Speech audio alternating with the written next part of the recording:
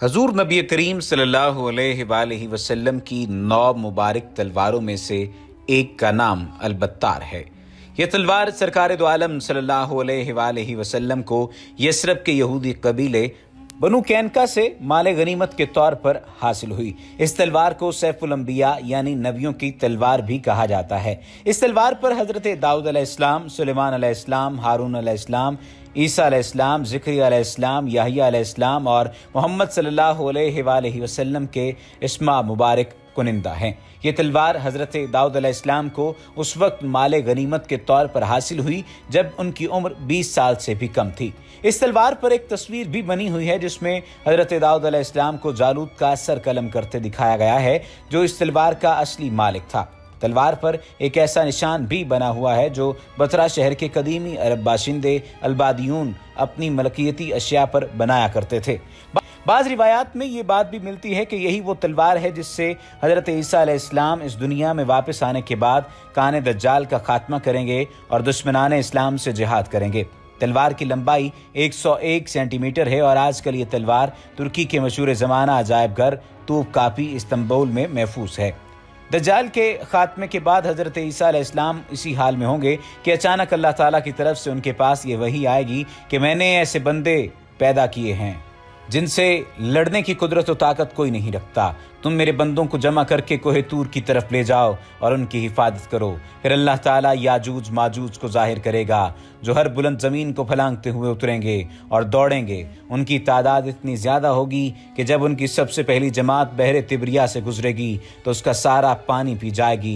फिर जब इस जमात के बाद आने वाली जमात वहाँ से गुजरेगी तो बहरे तिब्रिया को खाली देख कर कहेगी कि इसमें कभी पानी था। उसके बाद याजूज माजूज आगे बढ़ेंगे यहाँ तक कि जबले खमर तक पहुँच जाएंगे जो बैतुल मक़दस का एक पहाड़ है, और जुल्मतो गारतगरी, अजियत रसानी और लोगों को पकड़ने कैद करने में मशगूल हो जाएंगे और फिर कहेंगे कि हमने ज़मीन वालों को ख़त्म कर दिया, चलो आसमान वालों का खात्मा कर दें। चुनांचे वो आसमान की तरफ अपने तीर फेंकेंगे और अल्लाह ताला उनके तीरों को खून आलूद करके लौटा देगा ताकि वो इस भरम में रहें कि हमारे तीन वाक़तन आसमान वालों का काम तमाम करके वापस आए हैं। वो अल्लाह ताला की तरफ से उन्हें डील दी जाएगी और ये एहतमाल भी है कि वो तीर फ़ज़ा में परिंदों को लगेंगे और उनके खून से आलूदा होकर वापस आएंगे।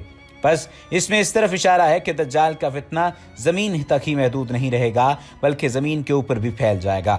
इस अरसे में खुदा के नबी और उनके रफ़्क़ा यानी हज़रत ईसा अलैहिस्सलाम और उस वक्त के मोमिन को हेतूर पर रोके रखे जाएंगे और उन पर असबाब मईशत की तंगी और किल्लत इस दर्जे को पहुँच जाएगी कि उनके लिए बैल का सर तुम्हारे आज के 100 दिनारों से बेहतर होगा। जब ये हालत हो जाएगी तो अल्लाह के नबी ईसा अलैहिस्सलाम और उनके साथी याजूज माजूज की हलाकत के लिए दुआ और गिरियाजारी करेंगे।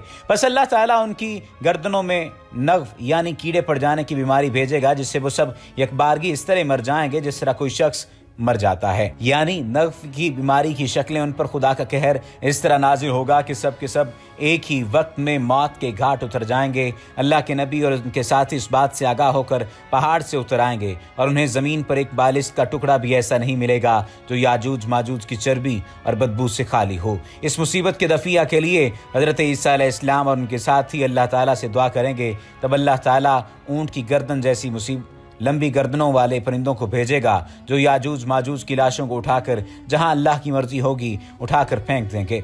एक और रिवायत में यह है कि वो परिंदे इन लाशों को फहबल में डाल देंगे। फहबल ये दरअसल एक जगह का नाम है जो बैतुल मक़दस के इलाके में वाक़े है। दूसरे मानी गड़े के हैं और एक मानी पहाड़ से गिरने के हैं। और मुसलमान याजूज माजूज के कमानों, तीरों और तुरकशों को 7 साल तक चलाते रहेंगे। फिर अल्लाह ताला एक ज़ोरदार बारिश भेजेगा जिससे कोई भी मकान, खा वो मिट्टी का हो या पत्थर का और खा वो सौफ का हो, नहीं बचेगा और वो बारिश ज़मीन को धोकर आईने की तरह साफ कर देगी। फिर ज़मीन को हुक्म दिया जाएगा कि अपने फलों यानी अपनी पैदावार को निकाल और अपनी बरकत को वापस ला। चुनाचे ज़मीन की पैदावार उस वक्त इस कदर बाबरकत और बाअफरात होगी कि 10 से लेकर 40 आदमियों तक की पूरी जमात एक अनार के फल से सैराब हो जाएगी और इस अनार के छिलके से लोग साया हासिल करेंगे।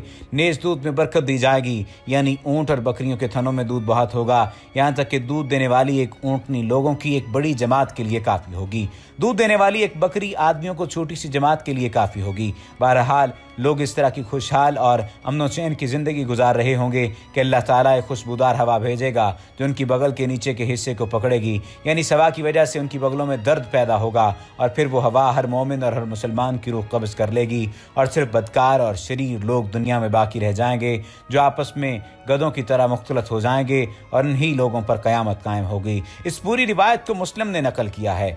बहवाला तैसिरुल बारी तर्जुमा और शरह सही बुखारी जिल्द नंबर 9 सफ़ा नंबर 189 ता 191।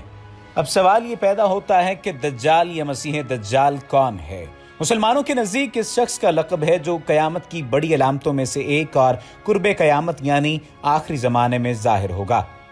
दज्जाल कौम यहूद से होगा। हर नबी ने उसके फितने से अपनी अपनी उम्मतों को डराया है, मगर हज़रत मोहम्मद सल्लल्लाहु अलैहि वसल्लम ने इसके फितने को इंतहाई वजाहत से बयान फरमाने के साथ साथ वहाँ सी निशानियाँ और इससे बचाव के तरीके अपनी उम्मत को समझा दिए हैं। अहादीस नबविया में दज्जाल का कोई असली नाम नहीं आया। इस्लामी इस्तिलाह में इसका लक़ब दज्जाल है और ये लफ्ज़ इसकी पहचान और अलामत बन गया है। इसका फितना बहुत सख्त होगा। चुनांचे रसूल पाक सल्लल्लाहु अलैहि वसल्लम ने फरमाया, आदम की तख्लीक से लेकर क़यामत कायम होने तक कोई भी फितना दज्जाल के फितने से बढ़कर नहीं है। 3 आलमी मज़ाहिब हैं, बड़े आलमी मज़ाहिब। दुनिया में मौजूद 3 बड़े आसमानी मज़ाहिब, इस्लाम, यहूदियत और ईसाईयत के मानने वाले जो दुनिया की गालिब अक्सरियत भी हैं, एक हस्ती का इंतज़ार कर रहे हैं जो आखिरी ज़माने में ज़ाहिर होगी और इंसानियत के लिए निजात दहिंदा और मसीहा साबित होगी। हर आसमानी दीन में इस मसीह मौऊद का वादा किया गया है। नामों की इन वजूहात में कोई तजाद नहीं है। इस किस्म के तमाम फ़ज़ाइल ही इनमें जमा थे, लिहाजा ये तमाम वजूहात अपनी जगह दुरुस्त हैं और दज्जाल का खुरूज हतमी है। मसीह दज्जाल को अहादीस में मसीह दज्जाल भी कहा गया है। दज्जाल अकबर का नाम मसीह क्यों रखा गया? बहुत से अक़वाल में सबसे ज़्यादा वाज़ेह कौल ये है कि दज्जाल को मसीह कहने की वजह यह है कि इसकी एक आँख और अब्रू नहीं है। बेशक दज्जाल बिल्कुल बंद आँख वाला होगा और इस पर मोटी फुली होगी। दज्जाल के झूठे होने की अलामात, वो आंखों से नजर आ रहा होगा, हालांकि तुम अपने रब को मरने से पहले नहीं देख सकते, यानी वो अपने आप को रब कहेगा और रब को मरने से पहले नहीं देखा जा सकता। वो काना होगा, हालांकि तुम्हारा रब काना नहीं होगा, और उसकी दोनों आंखों के दरमियान काफ रे यानी कुफ्र लिखा होगा, जो हर मोमिन पढ़ लेगा, खा वो लिखना पढ़ना जानता हो या ना जानता हो। दज्जाल के शख्सी खाके की बात की जाए तो रसूल मकबूल सल्लल्लाहु अलैहि वसल्लम ने ख्वाब में देखा कि वो खाना काबा का तवाफ कर रहे हैं कि इस दौरान उन्हें दज्जाल दिखाया गया। आप सल्लल्लाहु अलैहि वसल्लम ने फरमाया, वो भारी भरकम जिस्म, सुर्ख रंगत, घुंघराले बाल और एक आंख से नाबीना है। उसकी आंख लटके हुए अंगूर के दाने जैसी है। ज़हूर की बात की जाए तो वो शाम और इराक के दरमियान एक रास्ते पर नमूदार होगा। ताहम हदीस की रोशनी में किसी खास जगह को दज्जाल के ज़हूर के लिए मुख्तस नहीं किया गया, जैसे माह रमज़ान की शब कदर की रात की खास तय्युन नहीं किया गया।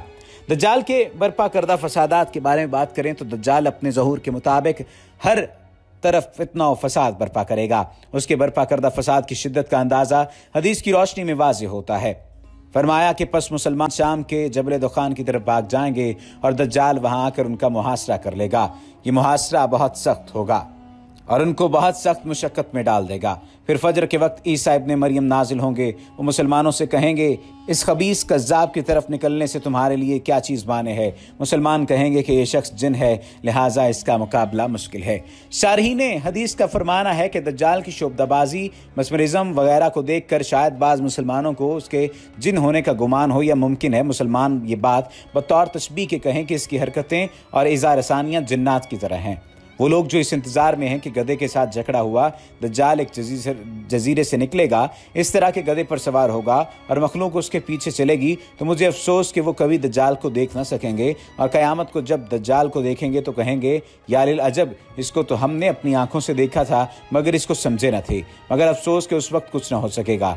दज्जाल निकला और ज़मीन का चक्कर लगाकर ख़त्म भी कर चुका और ज़मीन पर अपने खलीफे छोड़ गया और दुनिया को अभी तक खबर भी नहीं है। आज दुनिया में सिवाय चंद गुमनाम बंदों के तमाम अबनाए आदम दज्जाल के बंदे हैं। खुदा से बेजार, खुदाई दीन से बेजार, खुदाई तालीम से बेजार। याद रखिए, दज्जाल को बेपनाह क़ुव्वत हासिल है कि आदमी को मार भी सकता है, जिंदा भी कर सकता है।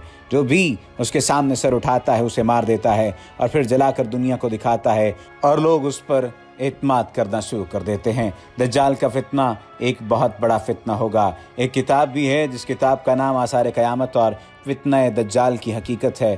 یہ کتاب بھی واضح طور پر ثبوت فراہم کرتی ہے قرآن و حدیث کی روشنی میں۔ یہ ایک ایسی کتاب ہے جس سے بہت ساری چیزوں کو سمجھنے میں آسانی مل سکتی ہے۔ اگر آپ لوگ کتاب کی صورت میں آثار قیامت اور فتنہ دجال کی حقیقت کو پڑھنا چاہیں تو آپ اس کتاب سے بھی کنسلٹ کر سکتے ہیں۔